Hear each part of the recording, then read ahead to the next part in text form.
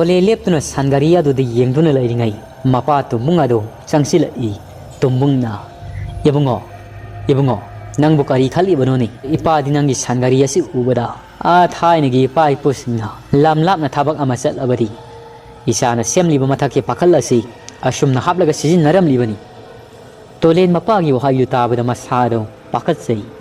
mana satke khaliba khongsat asigi maramda mapana khangkraba zatla khanjari tolena hoi paba aishu khalam libani paba haujikti tolen su mahaki salaba aniyado inkhol matongi napi hauriba adomda thauri li sangthadna pulori ashomdana tamya thel khulani nongalamdagi matamasi khaktani khulakpa thangti aduna potha kribado ahing nung soiba supadi senabada khunja khara adu mangai nongalakpaga yamna waradana magi mayumda hanakri lucy amadi mata malyasu masado poptari adubu lucy di mapagi tawriba matawduda yengduna kapsari malyasu kari haina thembadabano haifung khangjadi noma kangdi khulasi phibam soksilakli matam asida mu khulasi gi khulakpa thangti asina asigumlaba luraba phibam asida lairiba amaromda khulgi sidaida lairiba khunjinda lairiba kasumla hoigi yom asida nungtegi khunja tara pali naina leki badagi thoidokpa aki akhangdi nangkhibadi laikhidri adubu mapuroiba kaina khraba kasumla amadi then ado numidang khoding sikhraba mapuroiba singadubu ningsingduna kapjari thoklakliba thodok kaya asina khulasi laiba mipum khudingmak ado section phirep lauduna adumak lainari ngasi numid asidi ayuk oijerabasu nungsit kan sitli maikai khudingmak ado phairel thagi angau nungsit amagum maramasina ayuk oijerabasu mahai masado tufak tufai isan chali lucy su maliana themjin biduna haujikti makhoi aniyado imungi tawgadaba thabak singado loisinjari khulsida lairiba makhoi kanamatadi tasengna khangnaba nati sagol thawwa lai asina makok yaudaba lai fattabasina kari maramgi dabang mahakna halaba miyoi sing asigi makok asi kari thawgi damak puduna chatkribano haibado amadi khongnang hauriba mafum asida mahakna karamna lairiba adubu tasengbadi mahakna kaktuna purakliba kok singado khongnang asigi matol masa sing asina lona yaduna thamlibani mahakna hek saponglaklibasina mahakpu halaga phungkiba khongnang sigi makhong sidagi sagol asigi iroina duna hek thoglai aduga mahaki aningba apama khudingmak ado pangthokpa loiraba matung mafam sida adumak sangki ayung nungthilgi matamdadi tasengna mahak si kaya sapongdi adubu nongthi nongba amadi numidangya matamda khaktani mahakna saponglibasi mahaka saponglakpada thengnaba miyoi khudingmak ado adumak maraltidi mahakna hektamak makok sing adu kaklaga hati lucy gi mata maliasu khulakpa thangti asina masa phagatri faudi lucy hoida lairagi sak yongna khankhri numisi gi nungthil tolendi mamanaba ama unaba sathok luraga hanjilai mahakna hanjilakpasi mama ampa animak ado mabu ngaiduna lairami masa lakpa ubada tharik thana hari ibungo isa lakpa ngasaiding ngairam libani lao tumbungna ibungo thangnabu khulgina bokto ngasidi masa kaya nungaiti aikhoibu uningi laktaba yadi haidana paula ami anama ibani amukta satlugi nangyumda lengdana leyamuko kuirakloi phasa lorga halakadabani inkolgi matunda poliba sangasi hare yengsilamuko tolena hoi baba adua bokti kari ngamdaba zatnuni tharik thana thoidokna kanna ngamdabari oiramoida ahalgo silakpagi masai khoi uningdana tawribani adu phari napaga aiga susatlagi wahai kya se hairam laga tolengi mama pa animak adu thongalomda thokri tolen mabok masangamdi haibaduda wakhal khara amadi nungai jadi ngahaki matung wakhal ama khanglak lakbugum maithong adu makalama thongal fawo prap chentorak laga yengjari masilda su asumna soli haish imaga paban sakringa sida matam lemna manghan biyadri isona pibaga sakmana khrida phari adudi ai kuithanadi laitharabadi ima paba su halakpan hanba tari ai ya pamba aningba tamyatel khulgi maike yasi haujingmak pangkhragi tolen magi kada prap chensilai अदुगा माना हानदगी same सादुना थमलबा lighting गे पोसै खुदिंगमक अदु पुथोरक्तुना ngarangta saba loikhiba sangariya sida hapchinjari asida sunoti mahakna mafam adu yawbu fawgi oina sanaba kayama so hapchinjari amadi sumna innaba fi athaba khara amadi latan thaumai market asina singma kayama su hapchinjari yumgi lai singasi chena khoiramduna satnabagi damak sem saba loirakpaga tolen wakhalda karigomba ama khangning sin I ai ima pabalsu hairamdi hairabasu makhoini yarakadabadi leiti aduga aina sakki khaliba khongset asina karigumba khongsalabadi makhoini kari oheuba phari ai ahangba sina sida warol kharata oirabasu asengma maramasi madi hairamlagi angauba sebang sida tolen adum tentakna wahai khara man iribasi asum iri ima baba nasai dingasi ima pabadasu hairam takamdena aigi ibengi haurakpham tamya thil khuladuda khongsalagi aini ima pabada hairabadi nakhoini yarak loi khanbadagi nasai na haijaki dabani nasai na handak sangari sariba abo khoidigi salauribasi khongsat asigi dama khallaga tawkhibani nasana minam khibasigi damak ima pabana ngakpiyoko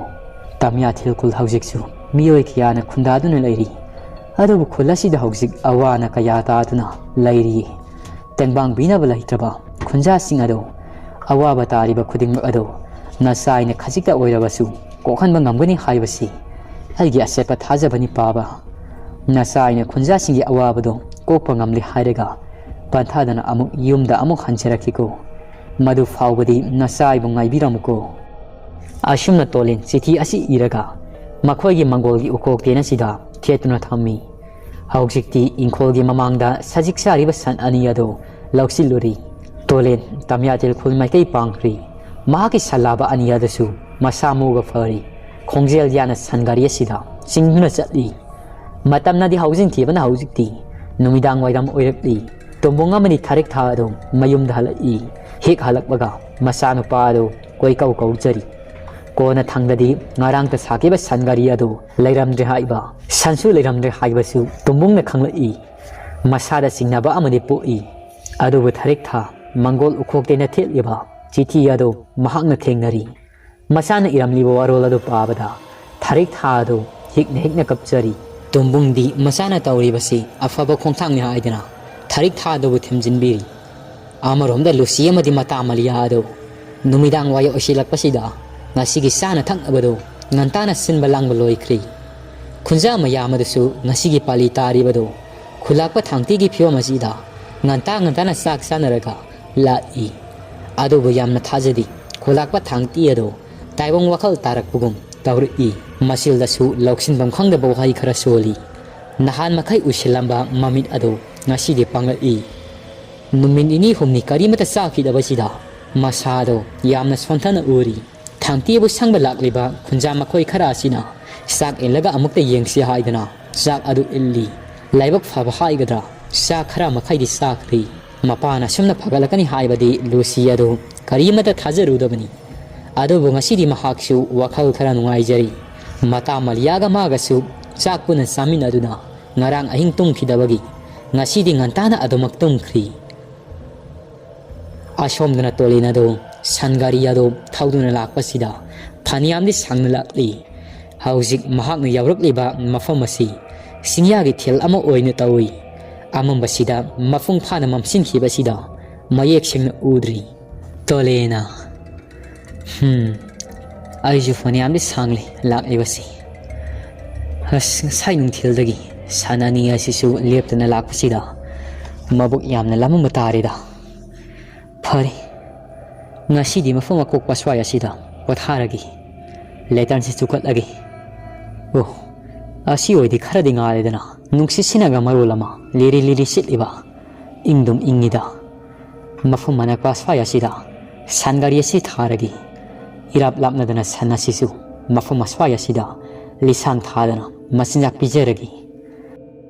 aduga tolen mahak masana pujarakpa sana thaknaba khara adu puthokuna sajari hainaba adumakni labuk lamhangda acha thak sawadi top top mahau ama senbagum yamna hawi adumakni tolen ado yamna hauna sari basi chaba loiraba matung tolen sangari dugi mathakta hapliba pakhan khaliwa sida changsilaga tumkhri mahak na ngasi landam liba mafam asi mi phong ta daba yamna sikpa mafam ni adubu haina ba adumakni sinya ge thel haiba sidi lamlai ma heloi gi sakta famni masi pum namak asi mahaki masadu wabaga karimata wakal oirudri adumak tum thakri lam sangna lakbana aram khawrangmana masadu lighting gi maram kauthoki bugum tawri tolendi krok krok na kokdana nungai na tummi musi musi ngaliba thomai gi mangala sida san ania do su sajik adumak sari mamai adu phire phire hai kang tumi singado hum duna adumak sajik ado lepa leitena sari ahin nong yai sabukya matamdo haujikti oirakli matam sida san ania sina sajik sariba mafam siga nakna leiba asukpa iram leiba adomdagi musin muba taret khak khonglai thuna thorei aduga san ania sigi mamangda sap yungna lepaga leikhri ngasai wai aying manuk sisilamado haujikti asaba nuksina mahot maring singkhri tanthadi amu batarit ado prap prap sangari asige manaktam amuk sangai aduga sangari asigi sangi lengphongpham u fairiba adu paidina makhoi tare sangdana sangari ado thangalai sumnaga thangat panati amuksu wangna thangatli aduga amuksu khangmim nemna thangdarai adu fawatolina do mamit ado sejena ushan adumak ningai duna tummi nakok tuna adumak tumjari amu batarit adudi nupi gi khonjelda khek launa noktana thangat thangda sanari sangari ado ashumna sanaramdagi amu batarit asina ngasai thorakhiba asukpa iramadomda sangari ado makoi tarit asina tapna tapna singba amu khori sumnaga singbanati no kheduna singi sajik saramba sanani ado sajik sarambado sapleptana laikri sangari singliba sida yengduna laikri aduga amuk su khongjari sangari asida onsinuna san ania sina ashumna khonglakpa sida tolen ado haudokpa oina thokri tolen mamit mana ado khangsing singai mahaki masado afing afai oi sangari asi masi lengmagum nomugum tawrakpa sida masado zwar habra haidana laikri adubu thangnaba mikupta nupigi khonjelda no kheba makhol tarakpa sida yenthoklo matamasida tawramni basi ubada musin ubatarit asina sangari ado singlibado mahak samayek singna uri tolende ubada da khangkri masilda asumna lauri hai kanano hira masung paknai daba panthadi masilla duda lairol sol amu batarit adotam phu kami lairol asi kamadagi makhoi tarit ado law khongdana sangari ado laimai da bom launa thadaram laga song duna makhoi nang sai thorakiba asukpa iramadomda sangkri tolendi masado humang anapi kangkri as siramnida lamlai maheloi tarit oiramatai as soibo soiramnida sananiado kayoroba jatno haidana yengthorakpa sida san aniado di kashu taudi hanagi mafam asida lengna sajik ado saduna leirami magi sangari asidi ngasai lehobu mafam sidagi phaniam sangna singthoklamli mahakna amuk khara insinjari adubu mahak ahing asi amuk hana tumthabadi yakidri kari tarokadabuna khanbada nongan ba ngaini lairi nongan fungan fun tawrakpa matamasida amuk tamya thel maikei pangli san ania dusu sanya haijabagi wani sagolgum thunu yang adumak sati mamsup tawrakpasida lakpani haujikti nongsu fajana ngantorli nongalakpa matamasida mafum asigi fajaba kayasi uzabada tolengi masado lairamba awaba singado loinamak kokhri asangba uwa kayamana marang kaina hauriba singlambi sida hai manam lei manam nungsiba kayasida namlari fajaraba ising saibi kayasu lehauri mahakna amukta uraktaba fajaba kayasina ngasidi mahak ado uzari basi usin nasin mahak ado singlon ania madi lanturakli mahaki laibok faba amana khudong thiba nungai taba amatadi thengna khidi adubu singlon ani lalakpa matamasida mahaki san ania si mabuk lamli makhong thangu haibi yakidri उपायदि लेते महाक्सु सन गारी अदु थादुना सन अनि अदु मफम अस्वाय असिदा सजिक पिजरी असंग हराव हौरिबा मतोल सिंह अदु पिजरी महाक्सु पालिबा हैरा सिंह अदु हेक हेक्तना सारी मतमसी नुंगथिलगी नुंगसा हाइथरकपा मतमनी अदुबु सिंहया ओइबना नुंगसिसु मरांग कायना सिटली हौरिबा उपाल उपाल कया सिना नुंगसिना हुमलकपसिदा मखोल थोकना हाय हुमली मफम सिदा ताइबंग मियोइबा कनामतदी थेंगनाबा नति महा खक्तनी लैरिबसी पालिबा हैरा हैक्रू हैनो कोमला पुंगतोना सिंगबा फनियामदी महाक्सु चासिनजख्री महाक्सु हैयामना चासिनबसिदा मसादो मिसिंगना सिंगद्रा हाइरगा हेनदो मसादो तुमनिंगबा फाउरई अस आइबु तंजासिदा कनबु तुमनिंगा इदा ngaihak tumthagibana fadu jatlani hoidei ngaihaktang oirabasu tumsingaidana asumna khandana tolena do san ania dosu panglap lapna sajik ado pijaramlega tolena do ningaidana adumak tumthakri mahakna mikap tholakpada matam phaniam di haujin kri haujikti mamni tawramli matam sidi ayorum ledana tawribasidi sidi kamai tawni aibu mafum asida अहिंग यारेक पर दारद्रा मफम सिगी फिबमदी आइसु खंगमनती अस अदुबु ngरंग ताखिबदा सादुदी मदु तारखद्रनी फरी आई ngasiदी अकोइबसी लाइटिन संग्रबा करी करीनो थौरंग तौरगी आशुमना खलगना तोलेनादो महांग युमदगी पोरकपा lung अंगौबा अमना हौजिक्ति मफम असिगी अकोइबसीदा लैवास हुंदुना तिंख्री अदुगा महांगना मयुमदगी पुजरकपा असा अथाकसिंग अदो चारे हाइरगा सनगारी असिगे पाखल मनुंग असिदा तुमनबा थौरंग तौजरी मपालदा नुक्सित कन्ना सिटलबसु महाक्ति पाखल मनुंग असिदा लैबना अयिंगबदी कया फाउदी महाक्ना पुरखिबा फि अथाबदो सुप्तुना नुंगाइना तुम्मी ngana adumak tumthakri ahing nongyai matam oirakpasida tolen ado mang amakhak mangi mahakna ngasi mangliba mangasida mamangi matamda mahakna mukta satkidriba amadi ukidriba mafam oina uri mahakna sangariya sida ashumla i tamya thelkhul haibado yauri haiduna su tauri pukri asauba amagi mapal yaksila i